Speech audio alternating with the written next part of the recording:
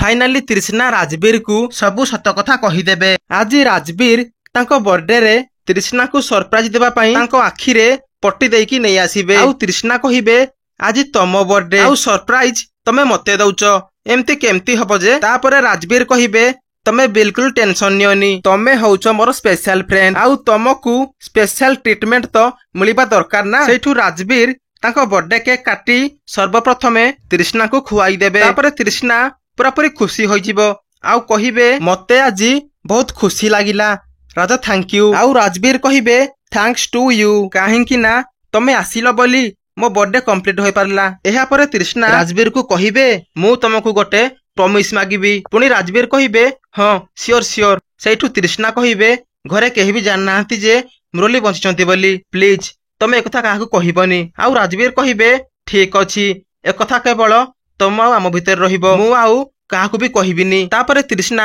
Thank you कहिकी सेठू चली जिबे। राजवीर कहिबे अच्छा से मुरलीटा मरिनी बंचिची, भलो हैला, सुजोगर तो फायदा उठाकू पड़िबो ना। तो दर्शक बंधु मुरली आउ तृष्णा अलगा हो जिबे बोली आपण भाबुछंती कि आमको कमेंट करंतु।